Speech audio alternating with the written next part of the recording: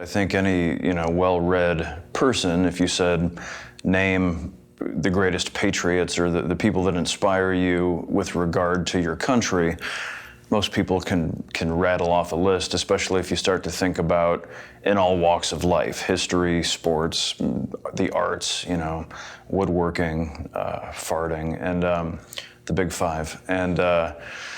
And so I quickly came up with 40 or 50 names, and my editor said, hang on, if we do 20 pages a chapter, you can have maybe 16 people. And she was pregnant at the time, but I did fight her with my fists, and now there's 21 chapters in the book. The baby is fine, his name is Owen, and we get along famously, but some of them were obvious. George Washington was clearly going to be number one. And narrowing down the founding fathers, I left out Jefferson and Lincoln because I feel like they get the most play. I mean, I could write an entire book about either of them and my inspiration on their life's work. But James Madison, for example, did some amazing things, but he doesn't get as much press, so I included him. And then I tried to pick characters that represented different attributes of American freedom. Frederick Douglass was an obvious choice to talk about slavery in a chapter. George Nakashima, the great Japanese-American woodworker, he allowed me to talk about both woodworking and the Japanese-American internment camps of the 1940s.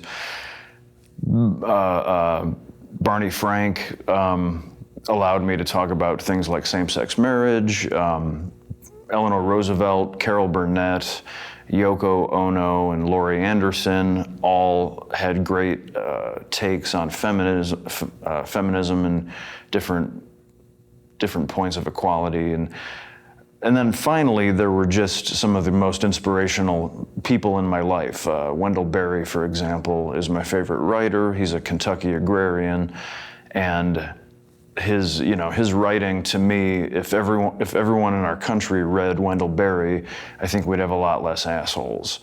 And so that was kind of where I was coming from, was who are these people I can choose that will allow me to take different tacks at the point of view of how can we all continue to become more decent to one another. The people that were dead, I read books about, and I had a research assistant, which was a great help. So I had read 4 books about Theodore Roosevelt, for example, but then my assistant Thayer, I could email him and say, hey, go through these couple books of Roosevelt's essays and find me anything about black powder weapons or something like that. So that was a great luxury to have that help. And then most of the living subjects I contacted and was able to interview, and then we transcribed the interviews, and then I would also read about them. So I ended up with 4 huge binders of material. I started working on the book in October, and I think I turned it in finally in mid-March. So it was about 6 months of work.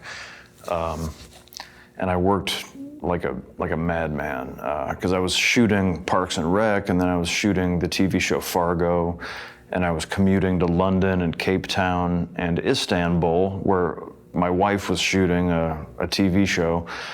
And those plane trips actually afforded me a lot of really good reading and writing time. But it was, I think the book was due at the end of January, and it took me about 6 weeks longer than it was supposed to, but not for lack of trying.